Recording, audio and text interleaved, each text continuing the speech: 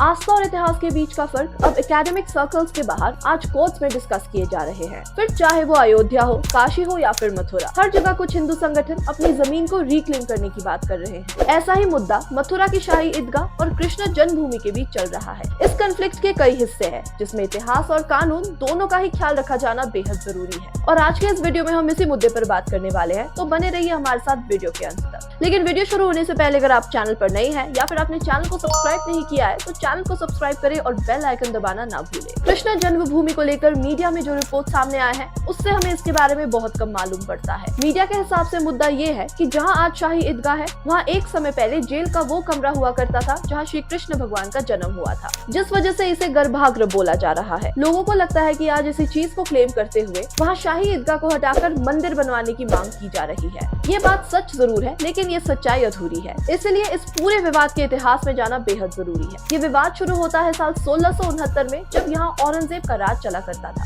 और उसने काशी के मंदिर को तोड़ने का आदेश दिया था। इसके बाद 1670 में मथुरा के मंदिर को भी डिस्ट्रॉय किया गया। इस बात से कोई भी हिस्टोरियन इनकार नहीं करता है और रिचर्ड एम ईटन जैसे क्रेडिबल हिस्टोरियंस भी इस बात को कंफर्म करते हैं। औरंगजेब पर ऐसे ही कई मंदिर तोड़ने के आरोप है। 1670 के बाद भी 1679 में उसने जोधपुर और 1680 में उदयपुर में भी उसने कई मंदिरें तुड़वा दी थी। इतिहास हमें ये बताता है कि औरंगजेब के पहले भी इस मंदिर को कई बार तोड़ा जा चुका है। जिस मंदिर को औरंगजेब ने तोड़ा था उसे 1618 में एक बुंदेली शासक राजा वीर सिंह बुंदेली ने बनवाया था। इसके बाद जब मुगल साम्राज्य का अंत होने लगा और मराठियों ने उनके इलाकों पर कब्जा करना शुरू कर दिया, तब 1770 में वहाँ मंदिर को फिर से बनवाया गया। लेकिन फिर साल 1803 में अंग्रेजों ने मराठाओं को हराकर वहाँ पर कब्जा कर लिया। अंग्रेजों के लिए मंदिर की जमीन सिर्फ एक कीमती जमीन की तरह थी और वो उससे सिर्फ प्रॉफिट कमाना चाहते थे। इसलिए बाद में उन्होंने इस जमीन को ऑक्शन कर दिया। इस ऑक्शन में बनारस के राजा पटनीमल ने इस जमीन को खरीद लिया। लेकिन इसके साथ ही विवाद भी शुरू हुआ। कई मुस्लिम संगठनों ने ये शिकायत की कि इस तरह से इस जमीन को नहीं खरीदा जा सकता। ये विवाद एक सदी तक ऐसा ही चलता रहा और फिर 1932 में इलाहाबाद हाई कोर्ट ने राजा पटनीमल के फेवर में फैसला सुनाया और जमीन उनकी हो गई। इसके बाद राजा पटनीमल के वंशजों ने 1944 में इस जमीन को हिंदू महासभा से जुड़े कुछ लोगों को बेच दिया। इस जमीन की कीमत इस वक्त 13,444 रुपए थी और इस जमीन को खरीदने के लिए जुगल किशोर बिंदला ने फंडिंग की थी। 1957 में बिंदला परिवार ने इस जमीन के लिए कृष्ण जन्मभूमि ट्रस्ट की स्थापना की थी। अब यह जमीन इस ट्रस्ट के नाम पर थी, लेकिन इस ट्रस्ट को भी जल्द ही बंद कर दिया गया और 1958 में राधा कृष्ण डालमिया ने कृष्ण भगवान के नाम पर वो मंदिर बनवाया था, जिसे आज कटरा केशव देव मंदिर कहा जाता है। आज के समय में ईदगाह और मंदिर साथ साथ है। लेकिन ये विवाद यहीं खत्म नहीं हुआ था। 1958 में श्री कृष्ण जन्म स्थान सेवा संघ की शुरुआत हुई और 70 के दशक में इसका नाम बदलकर सेवा संगठन रख दिया गया। इस संगठन का रोल इस विवाद में काफी इम्पोर्टेंट था, क्योंकि वो एक ऐसा वक्त था जब मुस्लिम समाज के लोग भी उस जमीन को क्लेम करने की कोशिश कर रहे थे और ये केस कोर्ट में चलता ही जा रहा था। तब 1968 में कोर्ट ने ईदगाह कमेटी और श्री कृष्ण जन्मस्थान सेवा संगठन के बीच एक अग्रीमेंट साइन करवाया था, जिसमें मुस्लिम साइड को भी इस पूरे जमीन का कुछ हिस्सा मिल गया था। इसे एक शांतिप्रिय समझौते की तरह देखा गया और काफी समय तक मंदिर और मस्जिद के बीच फ्रीली ट्रैवल कर सकते थे। और फिर अयोध्या का मुद्दा 1985 के समय गर्म होने लगा और इसमें कई सारे चेंजेस होने लगे। पहला हिस्टोरिकल चेंज तो 1991 का वो लॉ था जिसे प्लेस ऑफ वर्शिप एक्ट कहा जाता है, जिसके मुताबिक अयोध्या के राम जन्मभूमि मंदिर के अलावा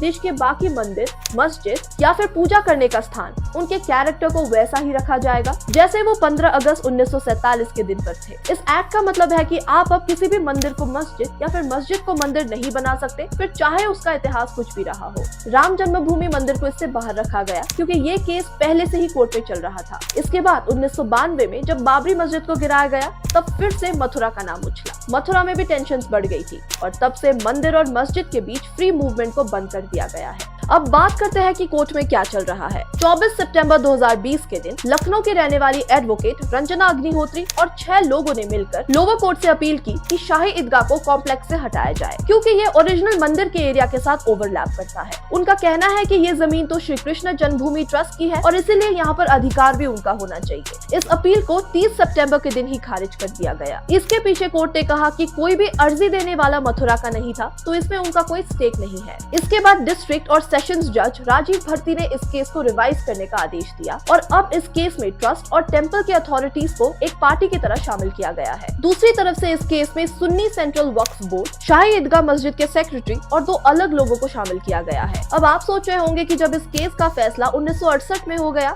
तो इस केस को वापस से क्यों उछाला जा रहा है। इस केस का एक इंटरेस्टिंग डिटेल ये है कि कोर्ट में आर्ग्यू किया गया है कि जिस श्री कृष्ण जन्मस्थान सेवा संगठन ने उस अग्रीमेंट पर साइन किया था, उनके पास तो उस अग्रीमेंट पर साइन करने की कोई अथॉरिटी ही नहीं थी, इसलिए उनके अग्रीमेंट को सही नहीं माना जा सकता और इस केस पर दोबारा विचार करने की जरूरत है। 24 दिसंबर के दिन इस केस से जुड़ा एक इंटरेस्टिंग अपडेट ये आया है कि जज सोनिका वर्मा ने शाही ईदगाह का सर्वे करने का आदेश दिया है और इससे जो भी रिपोर्ट आएगा उसे कोर्ट में सबमिट किया जाएगा। क्या अगर रिपोर्ट में ये आया कि वहाँ कभी मंदिर हुआ करता था तो क्या मस्जिद को तोड़ा जाएगा, ये कहना मुश्किल है। यहाँ पर कानूनी पेंच है और कोर्ट को बहुत ही ध्यान से फैसला लेना होगा। एक तरफ तो ये मंदिर और मस्जिद का विवाद है, लेकिन इस पर 1991 का वो लॉ भी अप्लाई होता है जो कहता है कि अब किसी भी धार्मिक स्थल को तोड़कर दोबारा नहीं बनाया जा सकता। लेकिन दूसरी ओर ये मुद्दा मंदिर और मस्जिद से नहीं बल्कि जमीन और उसके ओनरशिप से जुड़ा हुआ मसला है। अगर ये साबित हो जाता है कि जमीन ट्रस्ट के ही नाम पर है तो फिर इसका मतलब ये हुआ कि ट्रस्ट के पास अपनी जमीन के साथ कुछ भी करने का हक है, यानी अगर वो वहाँ पर मंदिर भी बनाना चाहे तो उन्हें कोई नहीं रोक सकता। इस फैसले का ये कानूनी पक्ष इसे बहुत ही जटिल बना देता है। एक तरह तो सीधे सीधे तौर पर आप ये कह सकते हैं कि लॉ के हिसाब से अगर जमीन ट्रस्ट की है तो उन्हें वो दे देनी चाहिए। दूसरी तरफ आस्था का सवाल है कि क्या इसके लिए वहाँ पर मौजूद मस्जिद को तोड़ना जरूरी है। अगर ये कोई आम जमीनी विवाद होता तो ये भी मुमकिन था कि मस्जिद वाला पक्ष उस जमीन की कीमत देकर कानूनी तौर पर एक समझौता कर सकता था, लेकिन यहाँ पर ये एंगल भी है कि दूसरा पक्ष वो जमीन मस्जिद को देना ही नहीं चाहेगा क्योंकि वो वहाँ मंदिर बनवाना चाहते हैं। इसी वजह से इस केस को बहुत ही अलग तरीके से अप्रोच करने की जरूरत है और क्योंकि ये केस इतना जटिल है तो इसका फैसला आगे आने वाले केसेस को भी इम्पैक्ट करेगा, क्योंकि अगर ये फैसला मंदिर के पक्ष में आता है तो फिर भारत में कई सारे ऐसे और भी स्ट्रक्चर्स हैं जिन पर क्लेम्स आने शुरू हो जाएंगे। अब जुडिशरी हर एक मुद्दे को दोबारा से रिव्यू करके अलग फैसला नहीं ले सकती, इसीलिए उन्हें इसी केस में ये फैसला लेना होगा कि किन हालातों में धार्मिक स्थल को तोड़ा जा सकता है और किन हालातों में ये नहीं किया जा सकता। ये भी पॉसिबल है कि अयोध्या केस की तरह ये केस भी सालों तक चले